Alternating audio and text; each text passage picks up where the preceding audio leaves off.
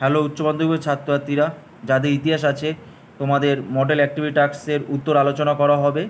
দেখো, এই প্রশ্নগুলো তোমাদের বোর্ডের তরফ থেকে দেওয়া হচ্ছে। অনেক স্কুল তোমাদের এখন দিয়ে দিয়েছে, দেখো অনেক স্কুল আবার দেয়নি, কিন্তু আগামী দিনে দেওয়া হবে স্কুলের তরফ থেকে।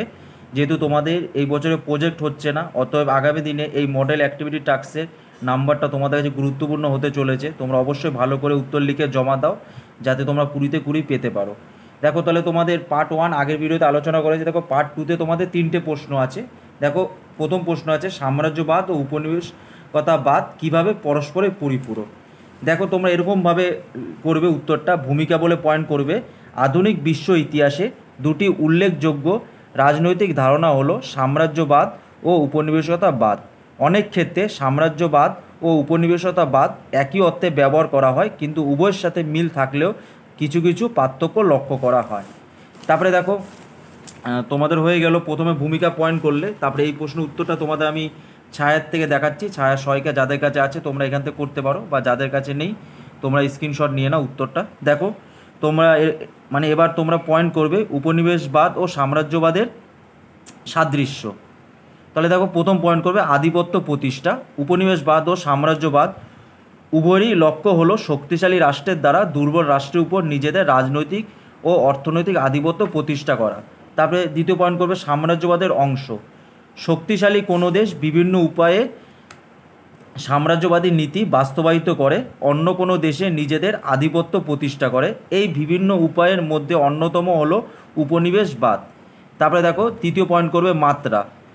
সাম্রাজ্যবাদী এই নীতি বিভিন্ন উপায়ে বাস্তবায়িত হয়ে থাকে। এর মধ্যে অন্যতম একটি উপায় হলো ঔপনিবেশিক আগ্রাসন, অর্থাৎ মাত্রার বিচারে সাম্রাজ্যবাদের ব্যাপ্তি উপনিবেশবাদের তুলনায় অনেক বেশি। তারপরে দেখো, চতুর্থ পয়েন্ট করবে আগ্রাসন। উপনিবেশবাদ এবং সাম্রাজ্যবাদ উভয়ই লক্ষ্য হলো অন্য রাষ্ট্রের ভূখণ্ডে আগ্রাসন চালানো।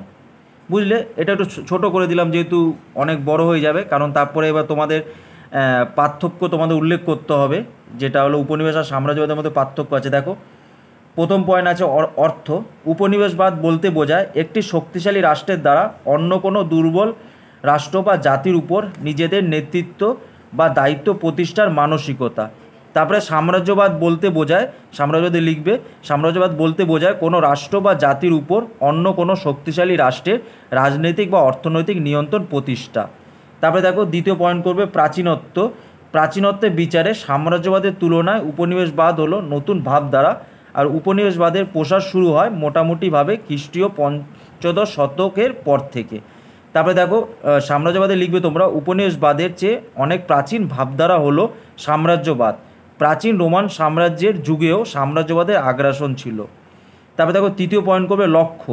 উপনিবেশবাদের লক্ষ্য হলো বিজিত রাষ্ট্রে নিজেদের শাসন নীতির প্রচলন, নিজ দেশের স্বার্থে বিজিত রাষ্ট্রের সম্পদ ব্যবহার প্রভৃতি।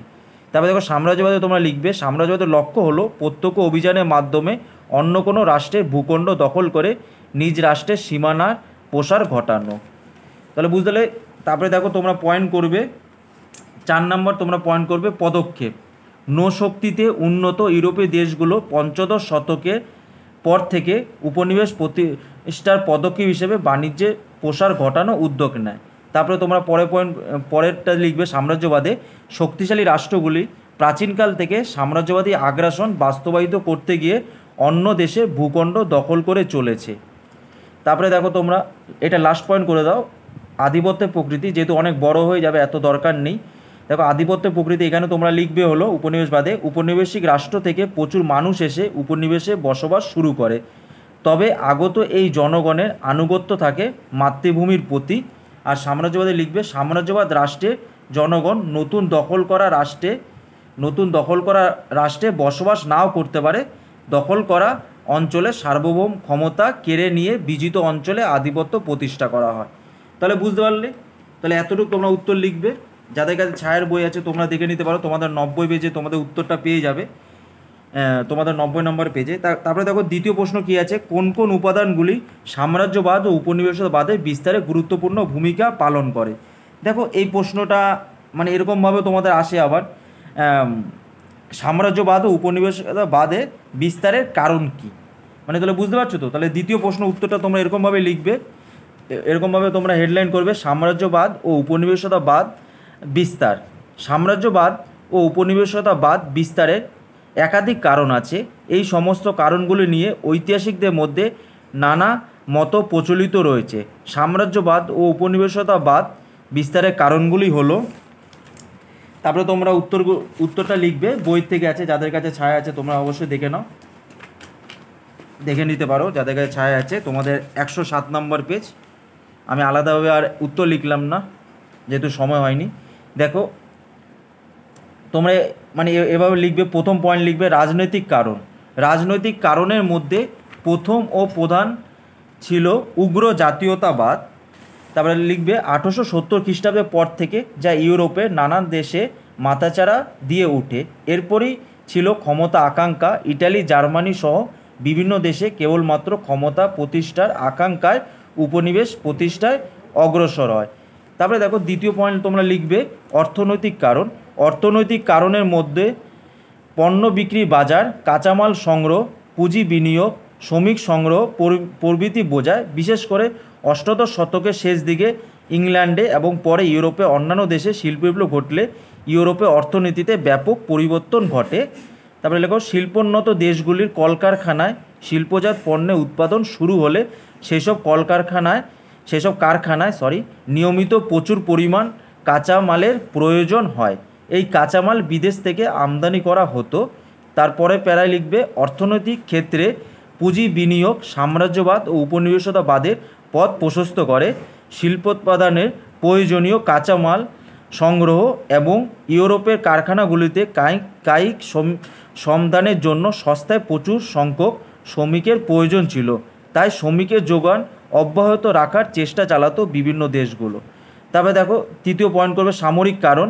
আধুনিক সাম্রাজ্যবাদের প্রসারের সামরিক কারণগুলি হলো নিরাপত্তা বৃদ্ধির চেষ্টা, সামরিক মর্যাদা বৃদ্ধি প্রভৃতি। তবে দেখো সাম্রাজ্যবাদের যুগে ইউরোপে বিভিন্ন দেশের মধ্যে পারস্পরিক সন্দেহ। এটা হলো তোমাদের 3 নম্বর পয়েন্ট হচ্ছে। আরও আছে 3 নম্বর পয়েন্টে দেখো, তারপরে আছে ও বিদ্বেষ বৃদ্ধি পায়, ফলে ইউরোপের দেশগুলি নিরাপত্তা অভাব বোধ করে। ইউরোপের নানা দেশে নিজেদের সামরিক শক্তি ও মর্যাদা তুলে ধরার জন্য উপনিবেশ স্থাপনের পথ বেছে নেয়। তবে 4 নম্বর পয়েন্ট করবে সামাজিক কারণ। উপনিবেশ প্রতিষ্ঠার ক্ষেত্রে কয়েকটি সামাজিক কারণ ছিল অত্যন্ত গুরুত্বপূর্ণ, যেমন জনসংখ্যা বৃদ্ধি ও সভ্যতার প্রসার। 19বিংশ শতকের শেষ দিকে ইউরোপের প্রায় প্রতিটি দেশেই জনসংখ্যা বিপুলভাবে বৃদ্ধি পায়। এই বর্ধিত জনসংখ্যার জন্য বাসস্থান এবং কর্মসংস্থানের ব্যবস্থা করা মুশকিল হয়ে পড়ে। এই পরিস্থিতিতে ইউরোপের বিভিন্ন দেশ উপনিবেশ প্রতিষ্ঠা করে, সেখানে তাদের বাড়তি লোকজনের বাসস্থান ও কর্মসংস্থানের ব্যবস্থা করা উদ্যোগ করে। দেখো একটু ছোটো করে দিলাম যেহেতু নাহলে উত্তরটা অনেক বড় হয়ে যাবে। 4 নম্বর পয়েন্ট এতটাই করে দিলাম, তোমরা অবশ্যই লিখতে পারো, নাও লিখতে পারো। দেখো 5 নম্বর পয়েন্ট আছে ধর্মীয় কারণ। এটাও একটু ছোটো করলাম। দেখো আধুনিক সাম্রাজ্যবাদের প্রসারে খ্রিস্টান ধর্ম প্রচারকদের ভূমিকা বিশেষ গুরুত্বপূর্ণ ছিল বলে ডেভিড টমসন উল্লেখ করেছেন। সাম্রাজ্যবাদ প্রসারের ক্ষেত্রে ধর্মীয় কারণের ক্ষেত্রে দুটি বিষয় অন্তত গুরুত্বপূর্ণ: ধর্মপ্রচার ও মানব কল্যাণ। ইউরোপের খ্রিস্টান ধর্ম প্রচারকগণ এশিয়া আফ্রিকার অনুন্নত দেশগুলিতে খ্রিস্ট ধর্ম প্রচার করে অন্ধকারাচ্ছন্ন জাতিগুলোকে আলোর জগতে আনার উদ্যোগ নেয়। এক্ষেত্রে ফরাসি মিশনারি স্ট্যানলি এবং কার্ডিনাল লেভিজেরির ভূমিকা ছিল গুরুত্বপূর্ণ। তারপরে দেখো লাস্ট পয়েন্ট করে তোমরা শেষ করে দিতে পারো প্রযুক্তিগত কারণ। আধুনিক কয়েকজন লেখক সাম্রাজ্যবাদের উপাদান হিসেবে প্রযুক্তিবিদ্যার ভূমিকার উপর গুরুত্ব দিয়েছেন। এদের মধ্যে অন্যতম হলেন Philip Katin, Leonard Thomson, Daniel Hendrick প্রমুখ। উন্নত প্রযুক্তিতে গড়ে ওঠা British Navy League, German Navy League প্রভৃতি নৌ সংগঠনগুলি উপনিবেশ দখলের জন্য সরকারের উপর চাপ সৃষ্টি করত। ব্যাস এতটাই তোমাদের এনাফ, 6টা পয়েন্ট তোমাদের বললাম। তারপরে দেখো তোমাদের তৃতীয় প্রশ্ন আছে উপনিবেশিক সমাজে জাতি সংক্রান্ত প্রশ্নের প্রভাব আলোচনা করো। দেখো তোমাদের এই প্রশ্নটা উত্তর তোমাদের যাদের কাছে ছায়ের টেক্সট আছে তোমরা এখান থেকে করতে পারো, তোমাদের দেখিয়ে দিচ্ছি। দেখো খুব সুন্দরভাবে দেওয়া আছে। তোমরা এই প্রশ্নটা যেটা আছে উপনিবেশিক সমাজে জাতি সংক্রান্ত প্রশ্নের প্রভাব আলোচনা করো। দেখো তোমরা প্রথমে পয়েন্ট করবে উপনিবেশ সমাজে জাতি সংক্রান্ত প্রশ্নের প্রভাব। তারপরে তোমরা এরকমভাবে লিখবে ঊনবিংশ শতকের বহু আগে থেকে ইউরোপে সাম্রাজ্যবাদী শক্তিগুলো এই এশিয়া আফ্রিকার বিভিন্ন অনগ্রসর দেশে উপনিবেশ শাসন প্রতিষ্ঠা করে। ঔপনিবেশিক সাম্রাজ্যে শাসক জাতি শাসিত জাতির বিরুদ্ধে তীব্র জাতিবিদ্বেষ প্রচার করে। বিদেশি উপনিবেশিক শাসনাধীনে উপনিবেশে অনগ্রসর জাতিগুলো নানা শোষণ পীড়ন ও দুর্দশার শিকার হয়। উপনিবেশগুলিতে জাতিগত ব্যবধানে নঙ্গত্বক ও সদত্বক উভয় ধরনের প্রভাব লক্ষ্য করা যায়। যেমন তোমরা দুটো পয়েন্ট লিখতে হবে, একটা হলো নাবাচক প্রভাব, একটা হলো ইতিবাচক প্রভাব। দেখো নঙ্গত্বক প্রভাব হলো অমানবিকতা। দেখো একটু ছোটো করে দিয়েছি, তোমরা এরকম ছোটো করে দিতে পারো, নাহলে অনেক উত্তরটা দেখবো অনেক বড় হয়ে যাবে, কারণ এটা দুটোর উপরে মানে ইতিবাচক নেতিবাচক এরকম দুভাবে তোমাদের উত্তর লিখতে হচ্ছে, তাই একটু বড় হয়ে যাবে। তাই যে যে আমি ছোট করে দিলাম তোমাদের, এই ছোট করে তোমরা লিখো, তাহলে দেখবে একটা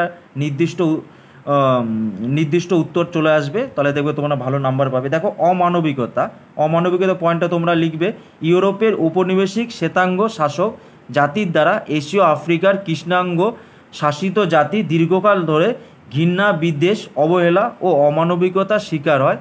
শাসিত কৃষ্ণাঙ্গরা নিজের দেশেই দ্বিতীয় শ্রেণীর নাগরিক হিসেবে স্বীকৃত হয়। তারপরে দেখো দ্বিতীয় পয়েন্ট করবে জাতিগত শোষণ। উপনিবেশিক রাষ্ট্রে শাসক ও শাসিতের মধ্যেকার জাতিগত ব্যবধান উপনিবেশে অনগ্রসর মানুষের উপর তীব্র শোষণ ও অত্যাচারের সূত্রপাত ঘটায়। উপনিবেশে পরাধীন জাতিগুলোর উপর বিপুল পরিমাণ করের বোঝা চাপানো হয়। তবে দেখো তৃতীয় পয়েন্ট করবে দেশীয় ঐতিহ্যে আঘাত। নিজেদের সাংস্কৃতিক ঐতিহ্যে গর্বিত শ্বেতাঙ্গ জাতি এশিয়া ও আফ্রিকার উপনিবেশগুলিতে বিভিন্ন জাতি প্রাচীন ঐতিহ্যে জোর আঘাত হানে।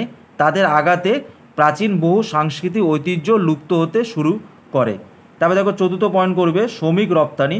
পশ্চিমবঙ্গের শ্বেতাঙ্গ জাতিগুলো প্রথম দিকে আফ্রিকার কৃষ্ণাঙ্গ কৃতদাসদের আমেরিকার বিভিন্ন উপনিবেশ রপ্তানি করে সেখানকার উৎপাদনমূলক কাজগুলো সচল লাগতো। তারপরে দেখো উপনিবেশের খামারগুলোতে কৃষ্ণাঙ্গ শ্রমিকদের শ্রমের বিনিময় শ্বেতাঙ্গ প্রভুদের জীবন সুখ স্বাচ্ছন্দ্যে আসতো। তারপরে দেখো পঞ্চম পয়েন্ট করবে বৈষম্য। উপনিবেশে শাসক শ্বেতাঙ্গ ও শাসিত কৃষ্ণাঙ্গদের মধ্যে তীব্র বৈষম্য বিদ্যমান ছিল। ইউরোপীয় শ্বেতাঙ্গরা উপনিবেশে শাসিত জাতির প্রতি অন্যায় করলেও শাসিতরা এর কোনো সুবিচার পেত না। শ্বেতাঙ্গ বিচারক কৃষ্ণাঙ্গ বিচার করা অধিকারী হলেও যোগ্য কৃষ্ণাঙ্গ বিচারক কোনো শ্বেতাঙ্গের বিচার করা অধিকার পেত না। সরকারি চাকরি ক্ষেত্র দেশীয় জাতিগুলো অবহেলার শিকার হয়। তাহলে বুঝতে পারলে তোমরা নেতিবাচক প্রভাবটা। এবার দেখো সদর্থক প্রভাব অর্থাৎ ইতিবাচক প্রভাব। দেখো প্রথম পয়েন্ট করবে জ্ঞানের প্রসার। ইউরোপীয় ঔপনিবেশিক জাতিগুলি জ্ঞান চর্চা ক্ষেত্রে এশীয় আফ্রিকার উপনিবেশগুলি বাসিন্দাদের তুলনায় যথেষ্ট অগ্রণী ছিল, এই বিষয়ে কোনো সন্দেহ নেই। অগ্রণী এই জাতিগুলো তাদের শিক্ষা বিজ্ঞান, তারপরে দেখো প্রযুক্তি, তারপরে ভূগোল, তারপর প্রভৃতি বিষয়ে জ্ঞান ভাণ্ডার এশিয়া আফ্রিকার অনগ্রসর জাতিগুলির মধ্যে সঞ্চারিত করে তৃপ্তি বোধ করে। তারপরে দেখো পাশ্চাত্য সংস্কৃতির সান্নিধ্য। দ্বিতীয় পয়েন্ট তোমরা লিখবে ঔপনিবেশিক শাসনের প্রসারের ফলে প্রাচ্যের শিক্ষা ও সংস্কৃতি পাশ্চাত্যের সংস্পর্শে আসার সুযোগ পায়। উপনিবেশগুলিতে পাশ্চাত্য ভাষা প্রসারিত হলে এই ভাষার মাধ্যমে উপনিবেশের বাসিন্দারা বহির্জগতের সংস্কৃতি জানার সুযোগ পায়। তবে দেখো তৃতীয় পয়েন্ট করবে শিল্পকলা অগ্রগতি। পাশ্চাত্যের স্থাপত্য ভাস্কর্য ও চিত্রশিল্পীরা উপনিবেশের নতুন জাতিগুলির সংস্পর্শে এসে তাদের শিল্প সৃষ্টিতে নতুনত্ব আনেন। তারপরে দেখো লিখবে যেমন স্পেনের বিখ্যাত চিত্রশিল্পী পাবলো পিকাসো আফ্রিকার চিত্রশিল্পের দ্বারা প্রভাবিত হয়ে তার বিখ্যাত চিত্রগুলি আঁকেন। পাশ্চাত্যের অন্যান্য শিল্পীর শিল্প চর্চায়ও উপনিবেশে প্রভাব পড়েছিল। তারপরে দেখো তোমরা চতুর্থ পয়েন্ট করবে সঙ্গীতে অগ্রগতি। উপনিবেশিক সাম্রাজ্যে প্রসারের ফলে পাশ্চাত্যের জাতিগুলি প্রাচ্যের সঙ্গীত চর্চা সম্পর্কে অবহিত হয়।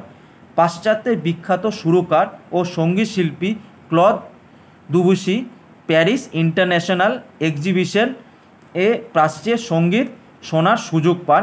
এরপর থেকে তিনি প্রাচ্যের সঙ্গীতের এতটাই অনুরাগী হয়ে পড়েন যে প্রাচ্যের সুরের প্রভাব তিনি বহু পাশ্চাত্য সঙ্গীতে সুরারোপ করেন। অন্যান্য বহু শিল্পীও প্রাচ্যের সঙ্গীতের প্রভাবে প্রভাবিত হয়ে সঙ্গীত চর্চা ও সুর সৃষ্টি করে। তারপরে দেখো তোমরা পঞ্চম পয়েন্ট করবে এটা গণতান্ত্রিক আদর্শের প্রসার। উপনিবেশিক শাসন প্রতিষ্ঠিত হওয়ার পূর্বে প্রাচ্যের জাতিগুলি উপনিবেশিক শাসন প্রতিষ্ঠিত হওয়ার পূর্বে প্রাচ্যের জাতিগুলি স্বৈরাচারী রাজতান্ত্রিক শাসনাধীনে বসবাস করত। এই শাসনে নাগরিকরা স্বাধীনতা ও নাগরিক অধিকার থেকে বঞ্চিত হতো। ব্রিটিশ চিন্তাবিদ লেনার্ড উলফ মনে করেন যে ইউরোপীয় সভ্যতাগুলি উপনিবেশে অত্যাচার ও শোষণ চালিয়েছিল ঠিকই, তবে নিজেদের অনিচ্ছা সত্ত্বেও ইউরোপের সভ্য জাতিগুলি এশিয়া আফ্রিকার কালো মানুষদের সাম্য, মৈত্রী, স্বাধীনতা, মানবিকতা, গণতন্ত্র প্রভৃতি সুমহান আদর্শে দীক্ষিত করেছিল। 5টা পয়েন্ট দিয়ে তোমরা শেষ করে দাও, নাহলে উত্তর অনেক বড় হয়ে যাবে। যাদের কাছে ছায়ার টেক্সট আছে অবশ্যই তোমরা দেখে নেবে, 54-55 পেজে এই উত্তরটা তোমাদের আছে। আমি যেসব জায়গায় তোমাদের একটু ছোট করে দিলাম ওগুলো অবশ্যই দাগিয়ে নিবে, এখান থেকে দেখে দেখে আমি সেগুলো আলোচনা করলাম। আর যাদের কাছে নেই তোমরা স্ক্রিনশট নিয়ে নিতে পারো, তারপরে তোমরা লিখতে পারো। অতএব এখানেই তোমাদের শেষ হলো দ্বিতীয় পার্টে তোমাদের মডেল অ্যাক্টিভিটি টাস্কের উত্তর। তোমরা যাদের ভালো লাগলো অবশ্যই লাইক করবে, যারা চ্যানেল নতুন অবশ্যই সাবস্ক্রাইব করবে। অবশ্যই তোমাদের ইতিহাসে প্রতি অধ্যায়ে তোমরা সাজেশন পাবে। তোমরা যদি উচ্চ মাধ্যমিক স্টুডেন্ট হও, তোমাদের যদি পল সায়েন্স থাকে অবশ্যই তোমরা পল সায়েন্স সমস্ত কিছু সাজেশন পাবে, ডিটেলস আলোচনা পাবে, বাংলার পাবে, আর অনেক বিভিন্ন সাবজেক্টে তোমরা পাবে। অবশ্যই তোমরা চ্যানেলটা সাবস্ক্রাইব করো।